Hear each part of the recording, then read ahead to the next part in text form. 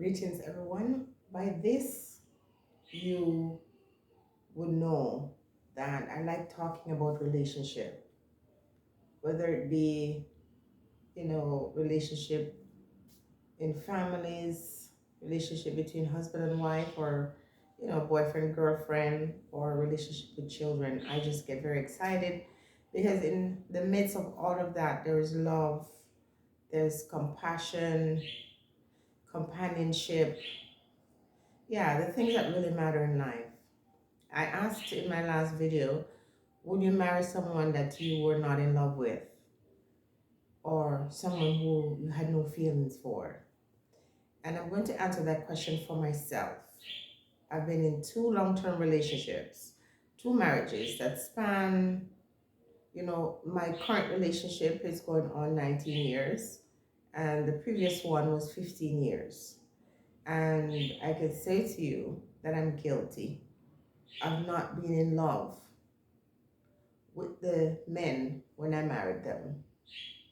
Now, the idea of love for me is different for some people, and I'm going to explain as I go along. But for me, when I decided to marry, I looked at how these individuals treated me, how they made me feel as a woman, and how safe I felt with them. And so I thought to myself, is this someone who I can build a life with? Is this someone who I enjoy being with, that makes me laugh, that makes me feel like we have a connection?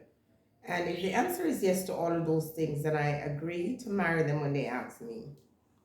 But in terms of, say, loving them to the point where I cannot see myself being without them, that was no.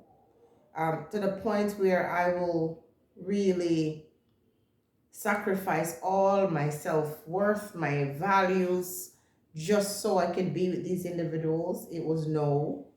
And it takes me a while for me to let my guard down. So if I was to wait until my guard was down before I married, we'd be spending many, many years together.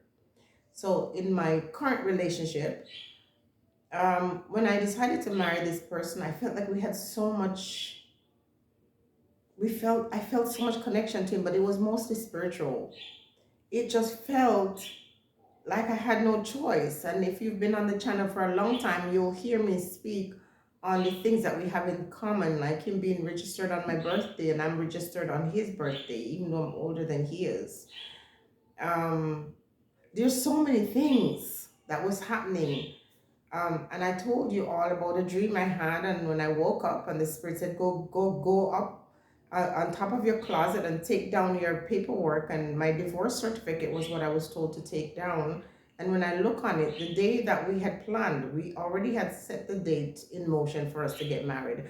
It was the same day as the day I got divorced from my previous partner. And I said to myself, no way, I'm not marrying this guy. This is a sign from God that I should marry him. And when I said it to him, he said, well, it was God giving me an opportunity to start over or start from where I left. It didn't sit so well with me at first, but then I thought, okay, there are all these other things that was taking place that made me say, okay, well, maybe this is a journey I have to go on. And it took me a long time to let my guard down, even after we gave birth to our first child. Did he love me? I think he liked me a lot. And he is the type of person, 19 years later, I can tell you he's the type of person that is not really about dating. He zones into a female and he likes her and they get involved and he feel like this is who I'm going to settle with. He's not really the type of person to want to have all 3, 4, 5 women to find out if he likes them. He just likes somebody and he moves forward. I think if we were together, I think he'd do the same thing again, zone into a female. And for me, now that we're married for all these years, if he gets involved with a female, I'm going to take that as someone he has interest in. And that would be the thing for me to let go and remove myself from that situation because of the history that we have. So I personally don't know how to just love somebody just like that, become so attached, because number one, I have trust issues. I don't trust people. And so if I'm going to give myself and my heart to you, I know how difficult that's going to be for me to let go. Like once I surrender, once I get to the point where I see you as a part of my being, it is very difficult for me to let go. So you will do things and I will forgive you and I'll be patient. And if you keep repeating those things, of course, it's going to be the beginning of the end for me. But it takes a long time for me to separate from somebody who I have loved. And separate mean I cannot be in the same space with you, but I don't know how to come and harm you or hurt you, even if you've done things to me. So, for example, in my past relationship, I was no longer with this person, but I saw some things happening to him in his life, and I actually went and did something to change his circumstances without him even know that I did that.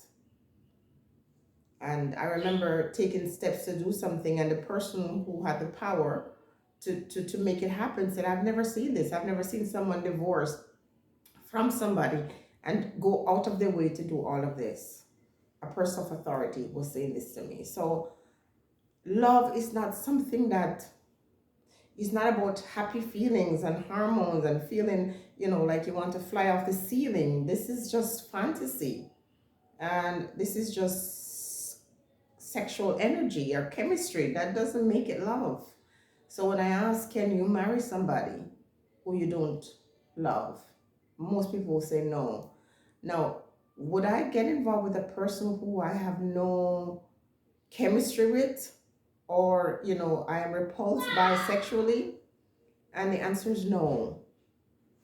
I couldn't. That would be repulsive to me because that is very sacred. That's a sacred thing. So there's a big difference. So when you say you love somebody, love is standing the test of time. Love is even when the person do things to betray you. That love that you have for them will never turn to hate. You'll be angry, you might feel resentful, but it'll never be hate, because love is that purest form of energy that radiates or flows between two persons. And it is very special, it is very spiritual. So in my opinion, Boo did not love Kim. He was infatuated with Kim. He liked how he felt when he was with her. Alicia Kim did not love Boo. Otherwise, she couldn't have done what she did in those presentations. She would just feel so connected to him. She would not want to hurt him, and she would not want to humiliate him. These are the signs when two individuals love each other. And if any of them really love each other, they would not be able to bring themselves to say some of the things that they've said to each other or share with us. Love, the energy of love is so powerful, people, that it can't be explained. That's why you'll see some women, go through some things with men, and you say, what is wrong with her? It's because what she feels for him is pure. Or what that man feels for her is pure, that even after she's violated him and she's done him wrong, like that, he'll get up and do the same thing again. He'll never regret doing anything loving or kind or good. Love doesn't boast. It's very forgiving.